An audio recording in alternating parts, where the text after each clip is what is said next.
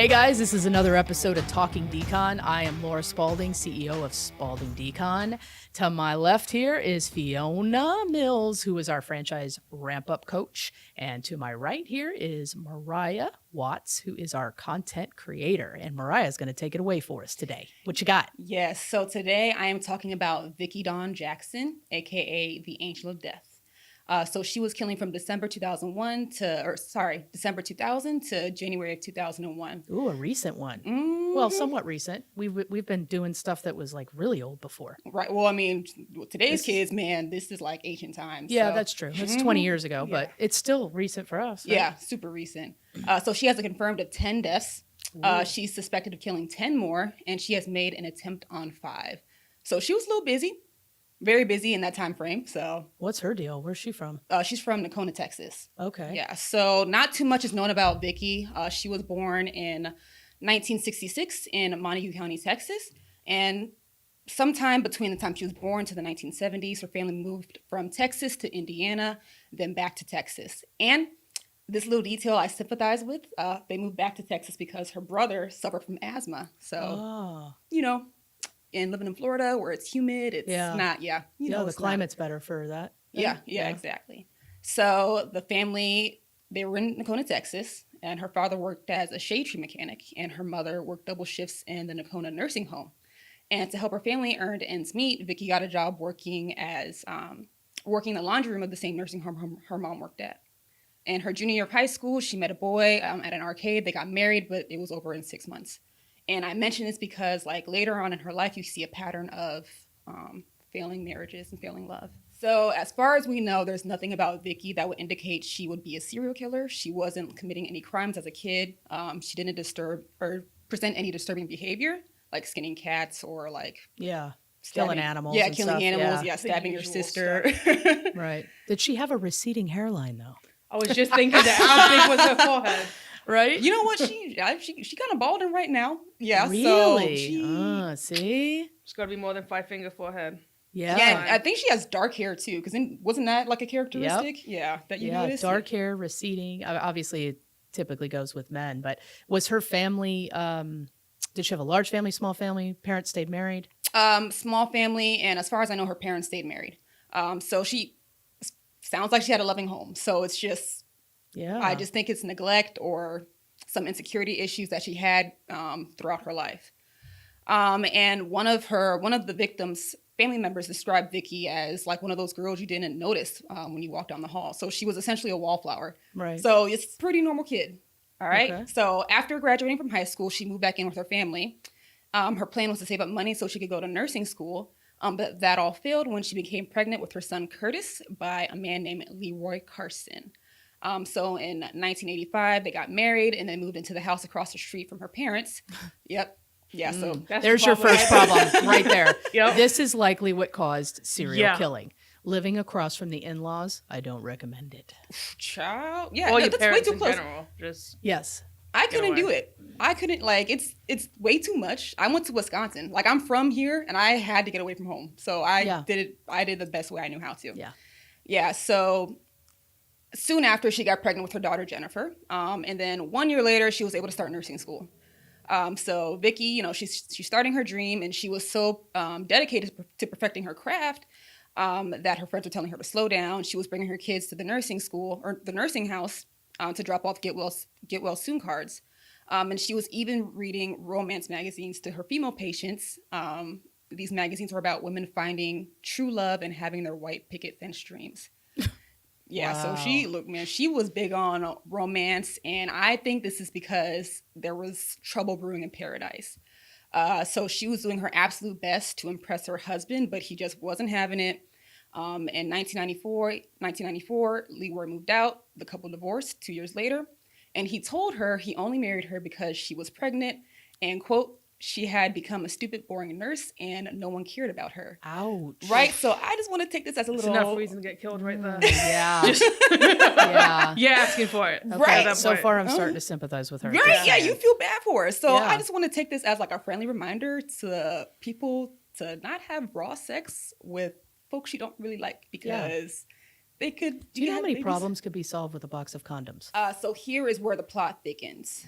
3 years later, in 1997, she meets a man named Kirk Jackson. They must have fell madly in love because 2 months later, they both got married. Kirk got a job at Nakona General Hospital, and soon thereafter, Vickie was hired on as a night shift LVN. That marriage quickly went downhill as well. So, third marriage, things are hitting the fan. Yeah. He was loud, too much of a drinker, and he would invite his friends over to play cards, keeping her kids up. So her oldest, Curtis, he couldn't take the tension in the house, and he decided to move out and move in with his father, Leroy. This was in 1999, and then right after, the daughter joined. Oh, so she lost both kids. Yeah, she lost both kids. Trigger. Right, dude? And it's just, and that makes me wonder, too, you had to hold on to your marriage that bad and well, do you notice that's a kind of a pattern? A lot of women that remarry and they have kids from other relationships, they tend to cater towards the relationship instead of their own children. You know, like they'll watch them get abused, or they won't believe them if they have like allegations of mistreatment or sexual abuse. I've noticed that to be a pattern too. And I don't know why women are like that, why they're trying to hold on to this relationship that deep down they know is never going to work in the first place. And then they take the guy's, word over their own children. Yeah. I mean, some women are just scared to be lonely. Some Maybe people in general, are just scared to be lonely. But that's pretty bad. If they both kids moved out, like the envivorment must have sucked. And they were young too. I'm not exactly sure how old Curtis was, but I believe her daughter was like 12, 13. But at least they have the option to go to their dad. Yeah, agreed. Some kids don't have that option. And they get I think they carry issues with them in their adult life, right? Yeah, it becomes like a deep-rooted issue that expresses into something else at old age. Yep. Yeah. Okay. So, failing marriages, her kids are moving out on her, and because of this, she was ordered to pay child support. Ooh. Yeah, and so she was essentially the town's wallflower and doormat. And I think things were taking a toll on her. And just to prove that, on December 11th, 2000, Vickie claimed her first victim. Okay. Yeah, which is 100-year-old Donnie Jennings. So how did she meet this guy?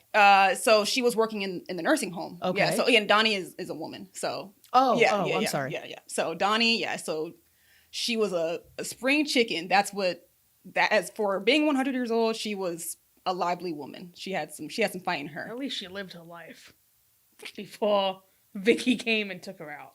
Yeah. Yeah, I don't want to live to 100. No. Full disclosure, if I can't wipe my own ass, even if I'm you're ready a to spring go. chicken, what if you got the energy you have right now at 100 years old? No. Yeah, I mean, you could probably watch your kids die, your grandkids die. So that's not supposed to happen. It's supposed to happen the other way. Yeah, so her choice of weapon was a syringe filled with a respiratory paralysis called mivacurium chloride. So this I had to look this up because I was going to say, so how does she get a hold of something like that? So working as an LVN, she had access to the drugs. So that particular drug has a good use to it? Yes. Yeah. Oh, so okay. Yeah. So this drug is used that way. So an oxygen tube can be inserted into the patient's trachea. So once the oxygen starts to flow, the drug is supposed to wear off fairly quickly. But in Vickie's case, if a high enough dose is used, it becomes deadly, especially if there's no oxygen tube to, push oxygen through your lungs. So she wasn't on oxygen. She just injected it into her IV. Yep. Her IV. Mm-hmm. Randomly. No particular reason. Didn't dislike this woman. Like why her? Yeah, what sparks this? So there was reports of her coworkers saying that Vickie was her targets were loud and obnoxious patients. So patients she felt were rambunctious. How loud can you be at 100? No loud. So Donnie was reported to be hitting Vickie every once in a while, and she spit on her. So I'm not justifying anything at all. I hope it doesn't sound like I am, but not at all. Yeah. So I'm just trying to think what sparks at that? Yeah. A random. Okay, so she puts this in. Does she die instantly then? Yeah, she dies instantly of a heart attack. Yeah, so it takes a couple of minutes. Okay. You're choking. You have this horse-like sound, and then your respiratory. Are you familiar with that medication? No. You never heard of it? No. I wonder if they got rid of it, or if it's. I think I have some in my glove box. You No, I'm probably just did. Totally kidding. I have a special thing for both of you later. Yeah, man. And so, like, the messed up thing, other than, killing Donnie, is that she was comforting Donnie's daughters after and telling them how sorry she was for their loss. Now, that's some pathological right Yeah, there. yeah. So she was, like, comforting them. And then to make matters worse, a lot of Vickie's victims didn't have any, like, life-threatening conditions. Donnie, she was suffering from dehydration and constipation. She's 100. Yeah. So it's just she dried up inside. She's dried up. Yeah, she's a prune inside. Ooh, Lord. So yeah, it was. I bet the organs look like a tiny raisin. It was. I'm just saying. I mean, okay, so did they find out immediately? How long did it take to find out that this was a murder and not a natural death? Like what January, around in January. So Vickie was active for a very short period of time. So this happened December 11th, 2000, and then she was caught January, I believe 27th, the next month. So they were able to kind of like piece the pieces together.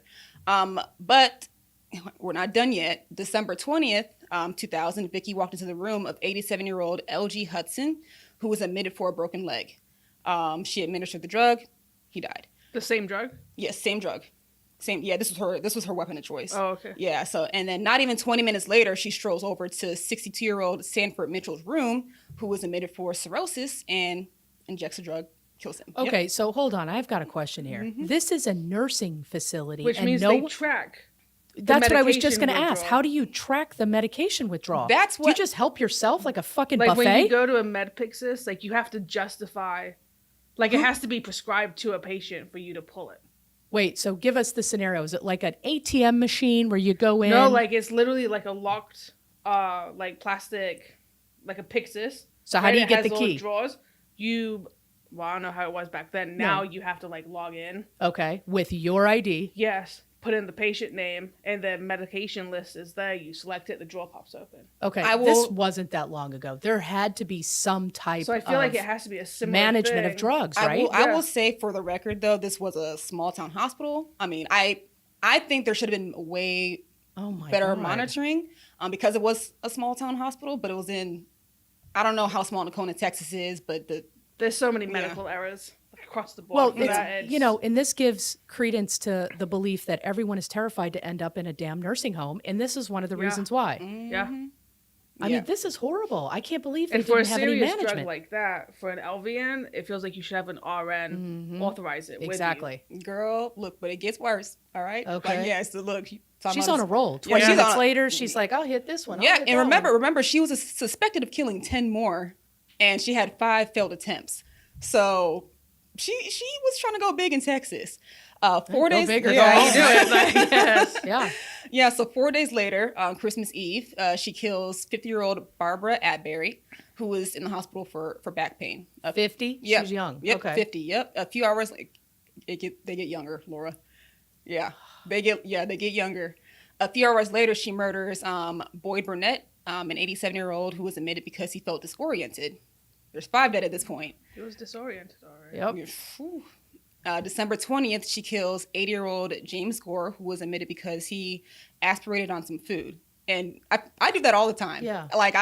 You aspirate on food all the time? Yeah. That's an issue too. Yeah. I'm not 80 years old, but yeah, I aspirate on food sometimes. So So you need the Heimlich? You know what? I try not to get myself in that situation, but especially with asthma. Eating? Yeah, it's fast eating, and I try and talk, and then I don't drink my drink. So. Me too. I eat like a prison inmate. Like I'm terrified people are going to steal my food. I'm just like, don't touch me, don't look at me. I'm going to eat this. Oh man! Yeah. And then a couple hours later, after she kills James Gore, she comes after 79-year-old Gertie Matthews, who is admitted because of dementia and a UTI. So before December's out, she kills 7 people. Dang. Yeah, and look, so that was in the 1 month. 1 month. The month isn't even over yet. Oh snap! Yeah. Okay. So you can't even justify these as like mercy killings because these are all relatively healthy older adults. Yeah. So it's something shifted in her head from the time she lost her kids to these failing marriages, child support to make her come after all these random people. Random people, yeah. Very, very interesting. Mm-hmm. Okay. So then? Yep. So January 2001, she's growing bolder. She injects the paralyzing drug into Jimmy Holder while his wife is sitting next to him. Yeah. That's pretty ballsy. Mm-hmm. Yeah, but nobody knows what's in the injection. You just think he's getting I've been on medicine. an IV before. I have no idea what they're putting in there. Ooh. You ask and you're like, they could be telling you anything. Oh, it's Yeah. saline. Or whatever. I mean, she could have told me it was mivacorium, the drug, and I'd be like, okay, that's okay. Yeah, I wouldn't know what that is. Right, for real. So then, right after killing him, she goes after 95-year-old Oma Weiler twice. Twice? Yeah, twice. Dang, girl, she's strong at 95. Look at her. So the first time the nurses were able to resuscitate her, but then 4 days later, Vickie comes back to kill her. Yeah, she's quite crazy. So I felt bad for her at first, but then the more she starts, you can't. Random shit. Yeah, okay. exactly. January 30th, Vickie injects the drug into Orville Moore, an 82-year-old former ranch hand who called Vickie a fat ass. And remember how I mentioned before, like a lot of these patients were a little on the rowdy side. So she kills him. But this is where things kind of start to take a turn. Because of his heart attack, there was a specialist called in, which was a good thing. It sucked that he died, but it was good because Vickie's next victim was a 14-year-old girl named Lydia. Well, hold on. I think we have a public service announcement here. Uh-oh. Anyone who is taking care of you in your urgent time of need, please don't call them a fat ass. That's like insulting your server and hoping they don't spit in your food. Yeah. Like, really? Come on. It may kill you. Yeah, literally. Yeah. I don't know, but I feel like older people don't really care. They don't have a filter. Yeah, they don't. It's amazing. It Like, is. Yeah. Like, good for them, though. It's like, because they probably had a filter their whole life. So I feel like at that point, they're like, what do I have to lose? I feel like, the longer you live, the more you lose the care Like, I'm of- curious to know how you're going to be when you're older. Oh, the same. Oh. I still don't have a filter. I've never had one. Yeah. All right, so it was a good thing that, well, it was a bad thing Orville had the heart attack, but it was a good thing because of this, a specialist was called in because Vickie's next victim was a 14-year-old girl named Lydia. Oh, no. Yeah, and Lydia was actually friends with Vickie's daughter, so she knew the girl. Oh, my God. Now we're digging low. Yo, super low, man. So Lydia told her mother she couldn't breathe, and almost immediately after, Vickie injected the mivacorium into her IV. So luckily, the hospital staff, along with the doctor that was called in for Orville's heart attack, were able to revive her. So she was saved. Yeah. Oh, my God. So she was a patient, too? Yeah, she was a patient. I'm not exactly sure what she was in for, but... Wait, so I thought this was a nursing home. It wasn't? It's no, like it was a hospital, general hospital. Oh, yeah, general hospital. Yeah. So this is why she has access to all these people that are such different ages. Yeah, exactly. And probably why she has access to that medicine, too, because at a nursing home, you wouldn't have that type of medicine. But what about at the hospital? There's still some safeguards against just there's pulling still what you safety want, right? precautions, but... Maybe not in one this small, though, like in a small town. Dakota, Texas. There is now. Okay, so they revived the 14-year-old. Yeah, so they revived the 14-year-old, and Vickie went after 2 more patients, but each one was able to get help before dying. Not exactly sure their names, but because there were 4 heart attacks within 2 days of each other, the hospital staff is finally starting to freak out. They're finally trying to connect the dots, and a technician noticed that the vials of the mivacorium were missing. Yeah. So they also noticed that Vickie was the last person to see many of these victims before they had passed. But unfortunately, they realized that they didn't have any physical evidence, so the hospital staff went to their local law enforcement to let them know. They wanted to catch Vickie in the act. So what do? They restock on the mivacorium chloride, and they set up hidden cameras. Nice. Yes, right? So they're going to catch a killer. What's that show called? Catch a Predator? I think it is called Catch a Killer. Okay, or Catch a Predator. Or Catch a Predator. Yeah, Catch a Predator. For Yeah, the sexual predators. Yeah. That's a whole different podcast. Join us next week.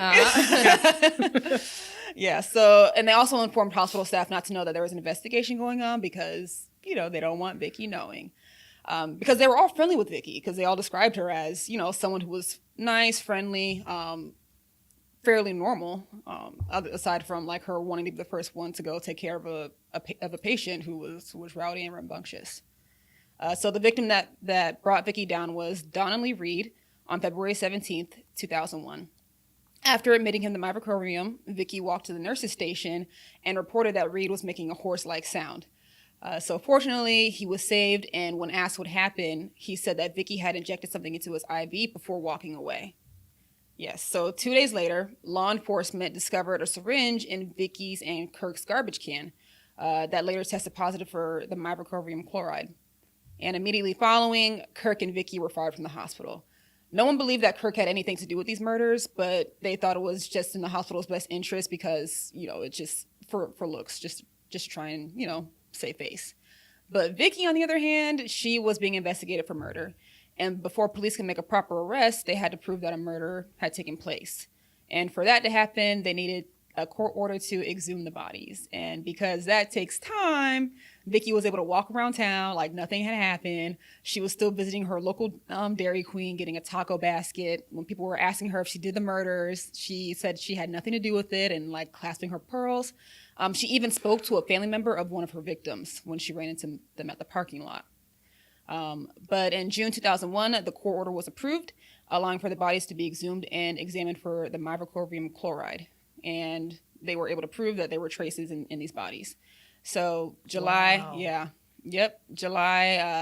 2001, Vickie was arrested. In October 5th, 2006, she pleaded no contest and was sentenced to life in prison. So she couldn't even admit that she...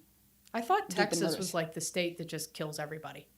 So did I. You killed that many people and you don't automatically get the death penalty?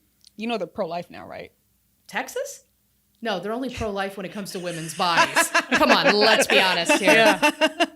Yeah, so she was sentenced to life in prison at the Montague County Jail. Did she have a defense? Did she say anything? No, she didn't say anything. Her defense was she didn't do it. Like, till this day, she will still say, like, according to the Texas Monthly article, that was one of my sources, she still can't even admit that she did the murders. She never came clean about it. No. So that we have no idea what sparked this, what was going through her head, nothing. Yeah, nothing. It's a mystery. Like, it's a complete mystery. We don't know what exactly snapped in her head. Is she still alive? Still in prison? Yeah, she's still alive. I believe she's 60 years old. She's still in prison. She's the OG now in prison.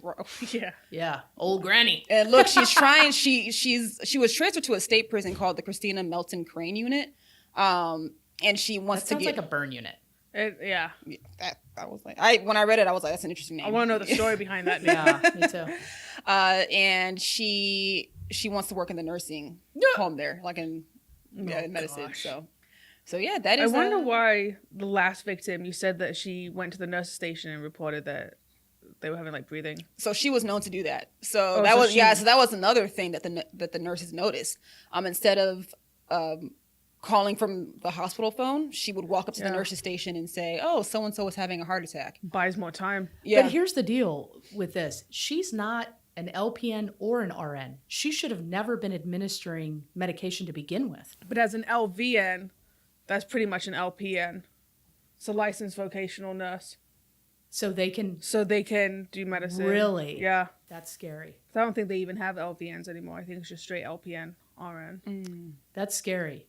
That it's that, just go help yourself, like opening the fridge and just take whatever medicine you want. And I know Florida's more strict. Florida is? Yeah. Well, I guess that's a good thing. So we can't have people injecting. Well, that's because everybody comes here to die. Everyone's already injected. Yeah. They get that. So, yeah. Yeah. Wow. Yeah, so that's Vickie Dawn Jackson, a.k.a. the Angel of Death. Why do they always have to give names to women serial killers? Or serial killers in general. Maybe it romanticizes them. I don't know. Yeah, maybe it romanticizes them. You think? Because Angel of Death seems a little fairy tale-esque, in my opinion. Like I think of... not the Grim Reaper, but what is that guy on the boat who kind of like takes the souls away? Oh, yeah. I know what you're talking about. Yeah, so that's what I think of. I'm like, oh, this is kind of cool, but I'm like, it's just like an Undertaker type thing. Yeah, but I'm like, it's messed up, and she's like killing people. Well, and there's not that many female serial killers, so. Yeah, exactly. Yeah, that was a good one to highlight. Right, so. But very random. Super random, like Vickie, because she was a very boring person outside of killing 10 people. So if anybody knows Vickie and the reason why she did this, we would love to know in the comments, because this is very unusual for us not to have a history or a confession or a reason, or, you know, it would be great to shed some light on that. What do you think? Yeah. Yeah. Yeah, totally. I want to know more. Yeah, so that, I want to see the video footage. Like, if they had hidden cameras, like, did they get her pulling it? You know, like getting the medicine and then... Well, that's another thing. If you were going to entrap her like that, wouldn't you fill it up with just saline instead of the actual drug? That's what I'm saying. Like, so they had to revive another guy? Yeah. Like, really? He was your guinea pig? Yeah. Like, I have so many questions. It's a small hospital. 20 years ago. Yeah, 20 years ago in Texas. So, I mean, if this was in Florida, it would make sense too. Just because I think Texas, Florida, and Alaska are some weird places. Very weird places. Very weird places. Yeah.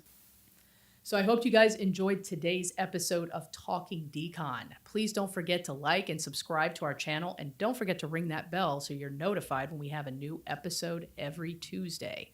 Also, feel free to follow us on Instagram and TikTok at Crime Scene Cleaning.